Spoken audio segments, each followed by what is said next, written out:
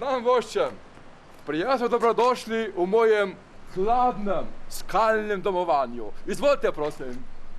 Viteški ropar Erazem Predjamski nas popelje po gradu, ki že od daleč kaže svojo moč in nepremagljivost. Pravijo, da sem roparski vitez. Seveda, sem in tega se ne sramujem.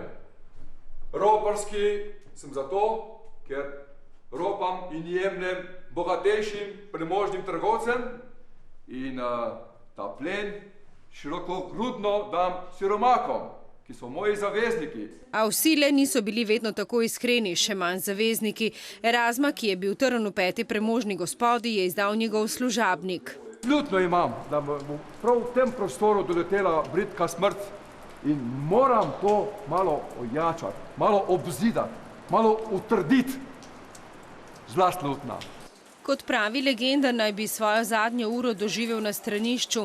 Zadela ga je kamena krogla.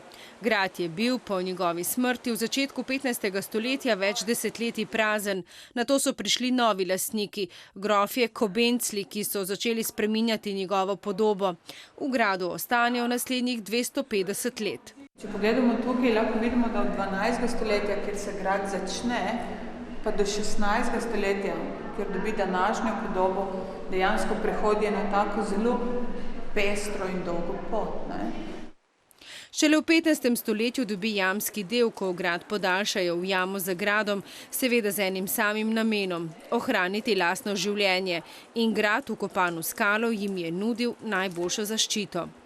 V grad se ni dalo priti z zadnje strani, ker je za nami stena, ni se dalo praktično nikjer priti tudi od spodaj, ker je pod gradom prepadna stena. Tako da je bilo v bistvu ustvarjeno neko tako, se reklo, ozko grlo skozi glavna grajska vrata, ki jih je bilo pa relativno potem lažje braniti. V tistem času se je namreč vse vrtelo okoli varnosti. Šele nekaj stoletij kasneje je bila zgrajena pot do gradu. Po njej hodimo še danes. Zadnja družina, ki je imela grad v lasti, so bili Vindišgreci, ki so v njem ostali do konca druge svetovne vojne. Nato je bil podržavljen in odtlej preurejen v muzej. Predjamski grad svojo mogočno podobo ujet v skali kljubuje času. V labirintu sob in stopnic pa lahko še danes, če se prepustimo domišljiji, začutimo utrip preteklega življenja.